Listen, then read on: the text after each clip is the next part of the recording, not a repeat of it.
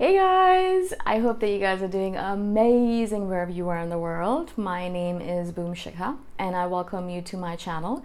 I'm so grateful that you guys are listening, subscribing, and commenting on my channel. I really appreciate the support. In this video, I wanted to speak to you guys about a quote that Maya Angelou, I think that's how you say her name. I love her. She's a poet and a writer and just a great, awesome human being in general. I think she died a couple of years ago.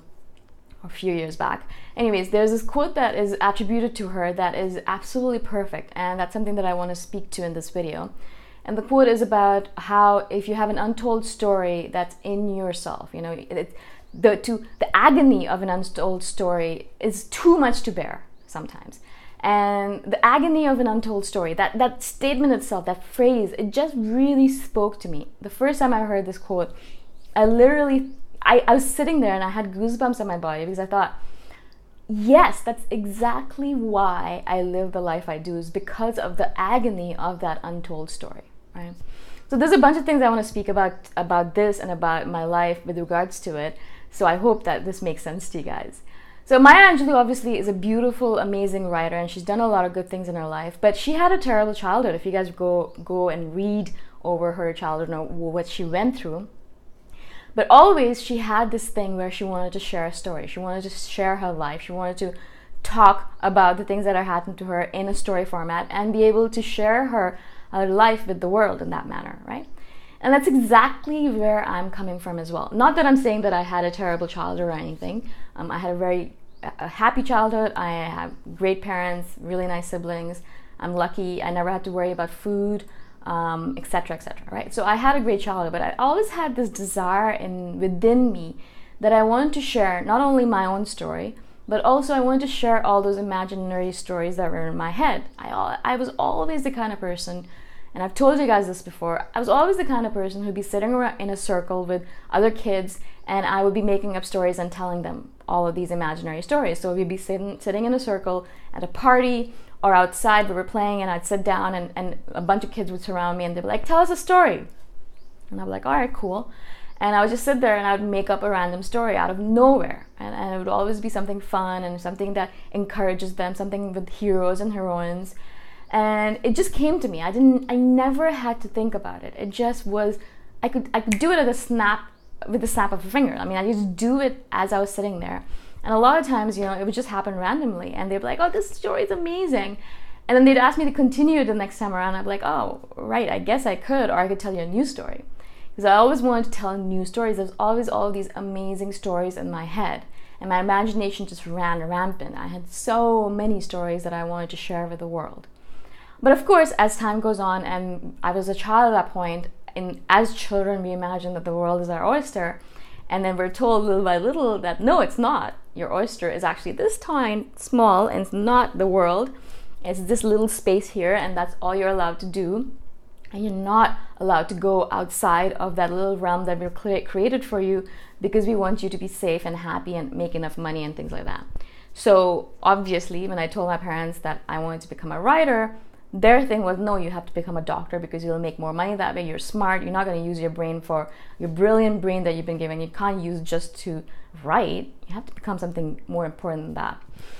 And so obviously I gave up on my dream of writing, and I didn't write. I didn't tell stories for the longest time. And I remember, I read this quote, and I remember that feeling that I had when I first started writing again in my early 20s after I got rejected from medical school for about 3 times. And I was like, all right, cool, what am I going to do now? All of a sudden, I had the time and space to think about, what are my dreams? What do I want to do with my life? Why am I here? And with that, I started writing again. Because I had, again, as I said, the time and the mental space to start thinking about it. Because I was like, well, I guess I'm not becoming a doctor, so I have to do something else. And the first thing that always came up in my mind, no matter what I do with my life, is writing. I want to be a writer. I want to write.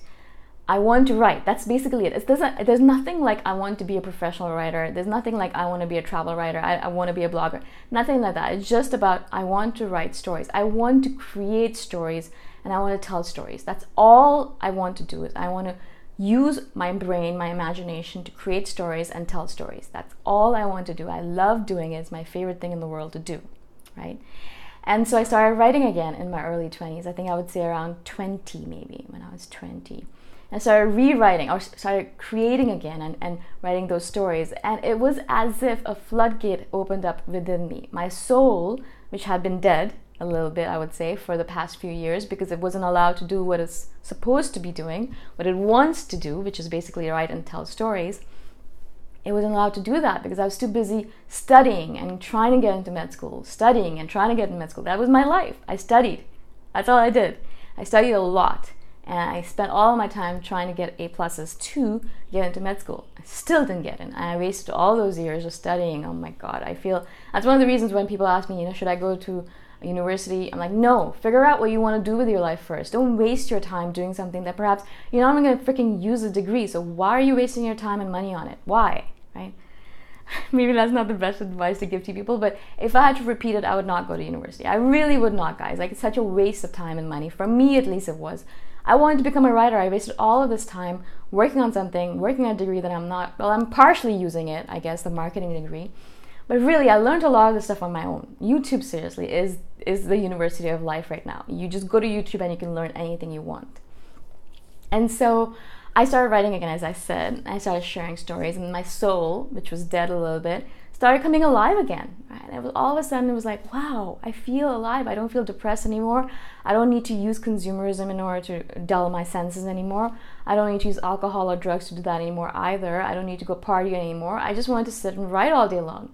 And my parents would occasionally find me sitting on the porch outside, if it was summer, with my notebook and a pen and a little bit of a flashlight or a little bit of a light. And I'd be sitting there just writing in the middle of the night and be like, what are you doing? Is something wrong with you? They attributed it all to depression. She must be depressed because she didn't get into med school. And I was like, no, all of a sudden I really feel alive. But of course, as time went on, my parents were like, no, you can't become a writer. Are you going to ever make money from it? And I started doubting myself as well. I'm like, yeah, that's true. Will I ever make money from it? I don't know. And so I decided, all right, I should follow what society is telling me again. And so I went and got my MBA. I worked again. I didn't have enough time. I didn't have any time to write. I didn't have any time to do any storytelling. And again, my soul started dying a little bit again. And I started going into that phase again where I felt depressive. I felt like I just didn't want to do it anymore. I didn't want to live. I didn't care. What's the point? And that's exactly what happens when you're not listening to that untold story within you, right? The agony of the untold story. I think Maya Angelou maybe meant it with regards to writing, although she's such a prolific writer and such a brilliant writer that she probably meant it in the way that I took it to mean, which is if you're not doing what you're supposed to be doing, if your soul wants to do something, your spirit, soul, whatever you want to call it, your essence, wants to do something with its life. And whatever it might be for you, it might be writing, it might be music, it might be dancing, it might be art, it might be, I don't know, anime, it might be writing manga, or it might be making quilts. Who knows what your thing is. Whatever that thing is within you that your soul or spirit wants to do, if you're not doing it, then you're going to live in agony. It's going to be a terrible life where you're going to feel like something within you wants to come out and play. Your soul and spirit, or whatever it is, it wants to come out and play. It wants to do its thing. When I'm writing, I'm playing with myself, with the universe, playing with myself. I'm playing with the universe, and I'm playing with my spirit, my soul, right? It's having fun all of a sudden. It's doing what it's meant to do on this planet. And so it is in joy. It's just in absolute ecstasy. There is no comparison to it, right? You're in a state of flow when you're allowing your soul or spirit to do what it wants to do, right? Most of us don't. Most of us just pummel it down, be like, no, stop that. What's wrong with you? Just do what society wants you to do. Just follow the rules. Don't be such an idiot, right? Obviously. And then we die a little bit on the inside. And then we die eventually, early death by heart attack or something, because we get cancer because we're like, oh, your soul, you're not giving your soul or spirit the opportunity to live the way it wants to live. So what's the point, right? Why not just kill yourself? Okay, maybe that's a little bit too harsh, but I literally think that all disease in our body is a result of that pummeling of our soul. Our soul or spirit wants to do something, and we're like, no, I'm just going to follow society's rules.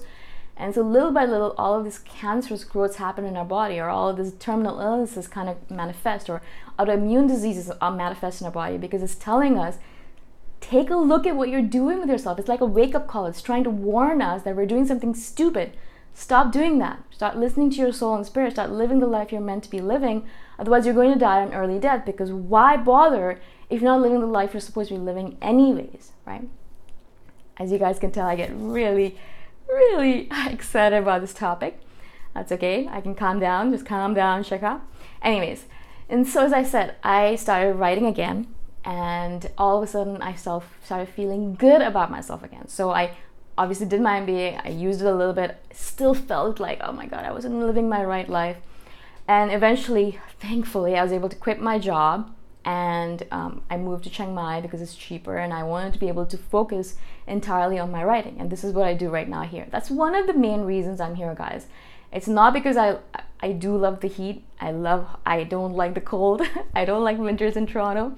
I don't like the hibernation. I don't like a lot of things about the way I lived in Toronto, the consumerism, the peer pressure, etc. But the main reason why I moved to Chiang Mai is so that I can reduce my expenses immensely. So I need to make less money, which means that I can spend more of my time focusing on my writing. I want to spend as much time, as much of my day, as much of my life, as many moments as possible, I want to spend creating and writing stories. That's all I really want to do. I mean, and part of it is doing these videos. I love doing these videos. They make me so joyous. They give my soul and spirit just like this bounce. I walk around with like a bounce in my step. I'm like dancing, I'm like moving, and I'm doing all this stuff because I feel good about myself. Those are terrible dance moves, by the way. Terrible, but that's okay. I'm normally a good dancer. I promise you guys that. Oh, anyways. I do love to dance though. That's another way my soul and spirit plays, is through dancing. I love to dance. I can dance for 3 or 4 days straight. And I've done that in the past at music festivals. I go and I dance and I dance. I forget about everything. I just dance and dance and dance. And my feet are dying and my knees are dying and my hips are dying. And my body is just killing itself. And it's like, oh my God, I need food. But no, I just want to dance. And so that's another way my soul and spirit plays, right? And so as time went on, I discovered more and more things that were necessary for my soul and spirit to feel alive, to not die a slow death, and to have no agony, the agony of that untold story. And little by little, I started figuring out, I want to do this, I want to do that. I added to that list YouTube videos, writing, dancing. Singing is a big one right now. I love singing. I've been singing every single day. I take singing lessons, voice lessons. So yoga is a big part of it as well. I mean, there's a bunch of things I discovered that my soul needs in order to feel alive. And as taking a page out of Maya Angelou's book, I was like, all right, cool. I'm going to focus as much as possible on these agonies. So whenever I feel like my soul or spirit is not living that life that it wants to lead, I always ask myself, am I doing all those things that my soul or spirit wants to do? Am I writing? Am I creating videos or creating in general? Am I dancing? Am I singing? Am I eating lots of delicious foods? Am I spending time with friends and family that matter to me? Things like that. Those are the things that really matter. And as much as possible, I've created a lifestyle in order to make or manifest this life where I can allow my soul, my spirit, to live the way she wants to live, or it wants to live, whatever you want to call it. Right? And so I really wanted to do this video because I wanted to share with you guys that it is so important. It's so important that you live that life, that untold life of yours, that life that your soul wants to live. It's so important that your body will start doing all these random crazy things in order to remind you of the fact that you need to live that life. I absolutely believe all of these random illnesses that come up in our body, all those back pains, dandruff even. I think Stephen Pressfield said even dandruff is the cause of all of this angst that we have in our body. Our body starts doing all these random things trying to remind us that we're not living the life that we're meant to live, that we have this untold story within us, and that agony will stay with us until we stop lying to ourselves and we start listening to our soul and really listening and understanding, what am I here to do? And let me do that as much as possible. Even if it means you get up early at 5 a.m. and you write a little bit then. Even if it means that you still keep your 9-to-5 job, but you come back home and you do what you're supposed to be, or what you want to do at that point in time. It doesn't necessarily mean that you quit your job, move to Chiang Mai and start doing what I do. I'm not telling you guys that. But it's important to start doing it little by little. It's extremely important. It's important for your health, not only physical health, but your soul health. It needs it. Otherwise it starts dying, and you will feel it. You will feel it when your soul is dying. You will absolutely feel it, because you'll start doing all these stupid things like drinking a lot, or having a lot of sex, or buying a lot of shit, or eating a lot of shitty foods, because you're trying to quell that voice. You're trying to pretend like you can't hear the fact that you're not living your true life. All right. I hope this makes sense. I love this topic. I love this topic so much, and so you guys can tell that I'm getting really excited about it. If you guys have any specific ideas or topics that you want me to speak on with relation to this one or to other topics that I've done, please let me know. If you want me to expound on something that I mentioned that you liked, obviously let me know as well. All my contact information is in the description below, and I shall see you guys in the next video. Bye for now.